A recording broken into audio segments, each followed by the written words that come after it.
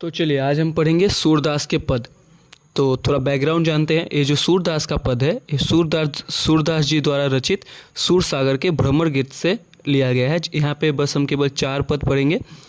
तो जो हमारा पहला पद है वो है उधो तुम हो अति बरभागी, अपरस रहत स्नेह लगाते नाहिन मन अनुरागी। यहाँ से यहाँ तक कि सूरदास अबला हम भोरी, गुर चाटी जो पागी। ठीक है, तो पढ़ने से पहले शब्दार्थ देखते हैं। उधो मतलब उद्धव यानी कृष्ण के मित्र, हौ मतलब हो, अति मतलब बहुत, बड़भागी मतलब भाग्यवान, अपरस मतलब अछूता, स्नेह मतलब स्नेह, तगा मतलब धागा, बहिन मतलब नाहिन,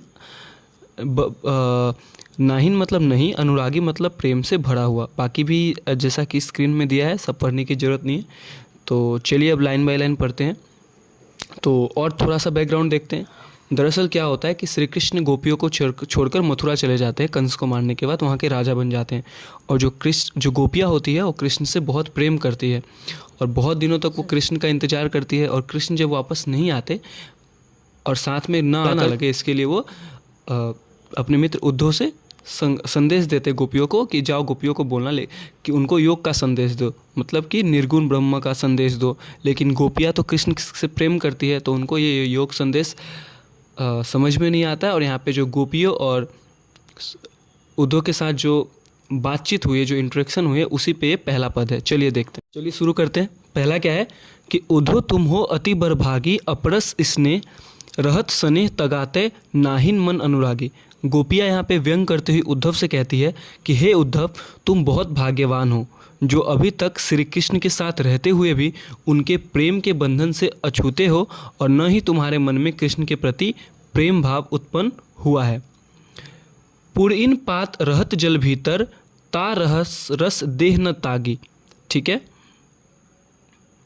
पुरिन मतलब होता है पात यानी कमल का पत्ता। तो यहाँ पे क्या बोल रही है कि यहाँ पे जो गोपियाँ है वो उद्धव की तुलना कमल के पत्तों से व तेल के गागर से करते हुए कहती है कि जिस प्रकार कमल के पत्ते हमेशा जल में ही रहते हैं लेकिन उस पर जल के कारण कोई दाग नहीं दिखता, अर्थात वे जल के प्रभाव से निर्भीत होते हैं। जैसे कि जो कमल का पत्ता होता है पानी में ही रहता है पर उसमें पानी नहीं लगता। इसके अतिरिक्त जिस प्रकार तेल से भरी हुई मटकी पानी के मध्य में रहने पर भी उसमें रखा हुआ तेल पानी के प्रभाव से अप्रभावित रहता है, उसी प्रकार श्री कृष्ण के साथ रहकर भी तुम्हारे ऊपर उनके प्रेम तत्व का कोई प्रभाव नहीं पड़ा। मतलब कि जैसे तुम कृष्ण के साथ रहते हो फिर भी तुम्हें कृष्ण से प्यार नहीं हुआ। प्रीति नदी में पाँव न बोड़यो, दृष्टि न रूप पड़ागी, सूरदास अबला हम भोरी, गुर चाटी जो पागी। मतलब आगे वे कहती हैं कि तुमने प्रेम रूपी नदी में कभी पाँव नहीं डुबाया और न ही तुम्हारी दृष्टि श्री कृष्ण के सौंदर्य पर अभी मुग्ध हुई है। लेकिन हे उद्धव, हम तो भोली भाली अबलाएं हैं, हमें तो तुम्हारी तरह कोई ज्ञान नहीं। जिस प्रकार चींटियाँ गुड़ से चिपक जाती है ठीक उसी प्रकार हम भी श्री कृष्ण के प्रेम में उलझ गए हैं।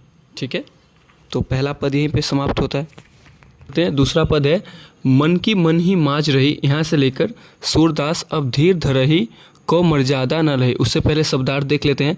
माज मतलब अंदर में, अवधि मतलब समय, आधार मतलब आधार ही होता है, आस मतलब आशा, आवन मतलब आने की, व्यथा मतलब व्यथा दुख, जोग संदेशनी मतलब योग के संदेश, बिरहनी मतलब वियोग में जीने वाली, बिरह दही बिरह की आग, हुती मतलब थी, गुहारी मतलब रक्षा के लिए पुकारना, जिते ही ते मतलब जहाँ से, उत ते उधर से, धार मतलब योग की धारा, धीर मतलब धैर्य, धरही मतलब धारण करे, मर्यादा मतलब मर्यादा, लही मतलब रही। तो अब लाइन बाय लाइन इसका अर्थ समझते हैं। तो क्या है कि मन की मन ही माज रही, कहिए जाय कौन पे उधो नाही परत कही। मतलब कि गोपियाँ उद्धव से कहती है कि हमारे मन की जो अभिलाषाएं थी, जो आशाएं थी, हमारे मन में ही रह गए क्योंकि हम श्री कृष्ण से यह कह नहीं पाए कि हम उनसे प्रेम करती थी। अवधि आधार आस आवन की, तन मन बिथा सही, अब इन जोग संदेशनी, सुनी सुना बिहरी बिरह दही। मतलब कि हे उद्धव, अब तुम ही बताओ हम अपनी व्यथा किसे जाकर कहे। अब तक उनके आने की जो आशा ही थी वो हमारे जीने का आधार थी। उसी आशा के आधार पर हम अपने तन मन के दुखों को सहन किया। अब उनके द्वारा भेजे गए जो योग संदेश को सुनकर हमारे विरह की जो ज्वाला है वो जल रही है। हम जहाँ से भी श्री कृष्ण के विरह की ज्वाला में से अपनी रक्षा करने के लिए सहारा चाह रही थी, उधर से ही योग की धारा बहती चली आ रही है। अब ये लाइन थोड़ा कन्फ्यूजिंग लग सकता है कि चाहती हुती गुहारी जितही तय उत्तय धार वही, सूरदास अब धीर धरही क्यों मर्यादा लही। मतलब कि सूरदास गोपियों के माध्यम से कह रही है कि अब जब श्री कृष्ण ने ही सभी मर्यादाओं का त्याग कर दिया है तो भला हम धैर्य धारण कैसे कर सकते हैं। ये जो पॉइंट है ये देखने में बहुत इजी लगता है पद, लेकिन ये पद थोड़ा हार्ड है। इसका मतलब ना थोड़ा और आसान भाषा में समझते हैं कि यहाँ पे जो उद्धव है उनसे गोपियाँ कह रही है कि जो कृष्ण का आने की जो बात थी, मतलब हमारे मन में एक विश्वास था ना कि कृष्ण एक दिन आएंगे, वही हमारे जीने की आशा थी। अब कृष्ण स्वयं ना आकर हम, और वही मतलब ऐसा होता है ना कि हम जिससे जो चीज़ एक्सपेक्टेशन रखते हैं वही कभी कभी हमारे एक्सपेक्टेशन को बर्बाद कर देता है। तो ठीक उसी तरह गोपियाँ भी कृष्ण से यह चाहती थी कि कृष्ण स्वयं आएंगे और जिस दिन आएंगे हमारा जो है दुख दर्द खत्म होगा। और कृष्ण ने क्या किया, खुद ना आकर उल्टा योग संदेश दे दिया, जो कि गोपियों का जो विरह था उसको और बढ़ा दिया। तो इसको आप ऐसे भी अपने भाषा में भी लिख सकते हैं।